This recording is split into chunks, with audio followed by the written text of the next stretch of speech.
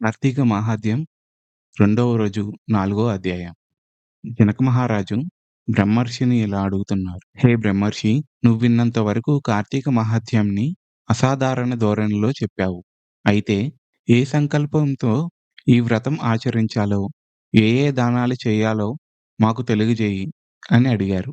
అప్పుడు మహర్షి, అన్ని పాపాలను మన్ను చేసేది, పుణ్యాలను అగణ్యాలుగా మార్చేది అయిన ఈ కార్తీక వ్రతాన్ని ఫలానా సంకల్పము అనేది హాస్యాస్పదమైన విషయము. ఈ కార్తీక వ్రతం ఆచరించడం వలన నశించనంతటి పాపం అనేది ఇంకా ఈ ప్రపంచంలో పుట్టనే లేదు. అందువల్ల వ్రత ధర్మాలను తత్ఫలితాలను చెబుతాను విను. కార్తీక మాసపు సాయంకాలము శివాలయంలో దీపారాధన చేయడం వలన అనంతమైన ఫలితము వస్తుంది. శివాలయ గోపుర ద్వారా శిఖరాలయందు గాని, శివలింగం సన్నిధిలో గాని దీపారాధన చేయడం వలన అన్ని పాపాలు అంతరించిపోతాయి. ఎవరైతే కార్తీక మాసంలో శివాలయంలో ఆవు నెయ్యితో గాని, నువ్వుల నూనెతో గాని, ఇప్పనారింజ నూనెతో గాని దీప సమర్పణ చేస్తారో వాళ్ళు ధర్మవేత్తలు అవుతారు. ఆఖరికి ఆముదపు దీపాన్నైనా సమర్పించిన వాళ్ళు అత్యంత పుణ్యవంతులు అవుతారు. కనీసము కాంక్షతో గాని, నలుగురి మధ్య బడాయి చూపించుకోవడం కోసం అయినా గాని దీపాన్నిచ్చే వాళ్ళు కూడా శివప్రియ ప్రీతులవుతారు. ఇందుకు ఉదాహరణగా ఒక చిన్న కథ చెబుతాను విను. పూర్వము పాంచాల దేశాన్ని పాలించే మహారాజులొకడు కుబేరుడిని మించిన సంపద కూర్చుకుని ఉన్నారు. కుమారులు లేని కారణంగా కృంగిపోయిన వాడే కూరంగపానికై తపస్సుకు కూర్చున్నాడు. మధ్యకాలంలో అటుగా వచ్చిన పిప్పలుడు అనే ఒక ముని అతనిని పిలిచి కారణమడి తెలుసుకుని, ఓ రాజా, ఈ మాత్రపు కోరికకు తపస్సు పనిలేదు. కార్తీక మాసంలో శివప్రీతిగా వ్రతమాచరించి బ్రాహ్మణులను దీపదాన దక్షిణంతో సంతోషపెట్టు. అలా చేస్తే నీకు తప్పక పుత్రక సంతానము కలుగుతుందని చెప్పాడు. ఋషివాక్యమును శిరోధార్యముగా తలిచి ఆ పాంచాలుడు తన రాజ్యానికి వెళ్లి కార్తీక వ్రతమాచరించి శివప్రీతికై బ్రాహ్మణులకు దీపదానములను చేశాడు. దాని ఫలితంగా మహారాణి నెలతప్పి యుక్తకాలంలో పురుష శిశువును ప్రసవించింది. రాజదంపతులు ఆ శిశువుకి శత్రజిత్తు అని పేరు పెట్టారు. ఆ శత్రజిత్తు దినదిన ప్రవర్ధమానుడై పెరిగి యువకుడై, వీరుడై, వేశ్యాంగలోలుడై అప్పటికి తృప్తి చెందక పరశ్రీరక్తుడై, యుక్తాయుక్త విచక్షణ నాస్తికుడై, శాస్త్ర ధిక్కారి అయి, వర్ణసంకర కారకుడై, హితువు చెప్పవచ్చిన వారిని చంపుతానని బెదిరించి స్వేచ్ఛాచారి అయి ప్రవర్తించేవాడు. ఇటువంటి సందర్భంలో సౌందర్య రాశి, పెద్ద పెద్ద కన్నులు కలది, చిలుకువలే చక్కని పలుకులు కలదైన ఒక బ్రాహ్మణ పత్ని తారసిల్లింది. శత్రజిత్తు ఆమె పట్ల మోహితుడై అనుపమాన సౌందర్య శౌర్య తేజో విరాజితుడైన ఈ యువరాజు పట్ల ఆ బేపనిది కూడా మోజుపడినది. తాత్కారణముగా ఆమె రోజు రాత్రి తన భర్త నిద్రపోవగానే సంకేత స్థలంలో రాజకుమారుని కలిసి సురత క్రీడలలో సుఖించేది. ఏదో విధంగా ఈ సంగతి తన భర్తకు తెలిసిపోయింది. అప్పుడు తను ఒక కత్తెని తీసుకుని వారిని చంపాలని తిరుగుతూ ఉన్నాడు.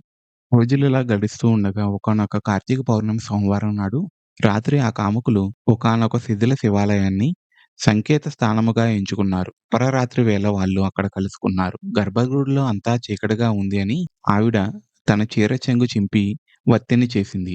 రాజకుమారుడు ఎక్కడ్నుంచో ఆమదం తెచ్చాడు. ఇద్దరూ కలిసి అక్కడ ఖాళీ ప్రమిదిలో ఆ రెండిటిని జోడించి దీపం పెట్టారు. ఆ దీపపు వెలుగులో ఒకరి అందాలొకరు చూసుకుంటూ సంభోగంలో లీనమయ్యారు.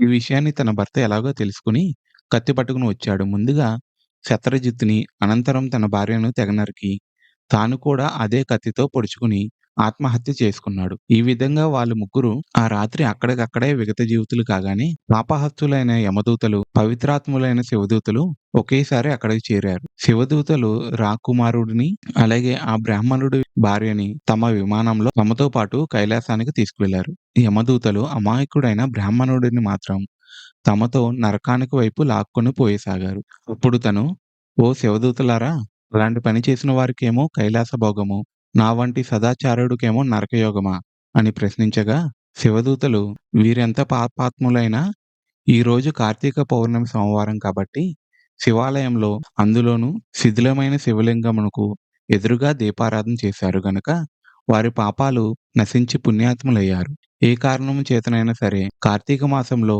అందులోనూ పౌర్ణమి నాడు, పైగా సోమవారం నాడు దేవాలయంలో దీపారాధన చేయడం వలన అత్యధిక పుణ్యాత్ములైన వీళ్ళని పాపకర్మలుగా భావించి చంపిన కారణంగా నువ్వు పుణ్యహీనుడివి, పాపాత్ముడివి అయ్యావు. అందుకనే నీకు నరకము, వీరికి కైలాసము అని చెప్పారు. బ్రాహ్మణుడికి, శివపారిషదులకు జరిగిన ఈ సంభాషణను విన్న శత్రజిత్తు తాను కలుగజేసుకొని, అయ్యలారా మేము దోషులము. మాకు కైవల్యమిచ్చి మమ్మల్ని చంపి పుణ్యాత్ముల్ని చేసిన ఈ అమాయకుడికి నరకాన్ని పంపడం భావ్యం గాదు.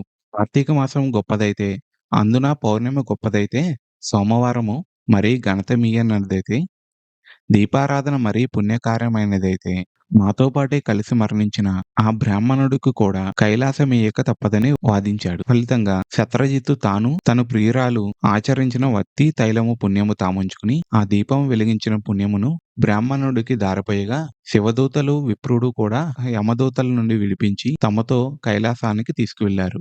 కాబట్టి, ఓ మిథిలా నగరాధీశురా!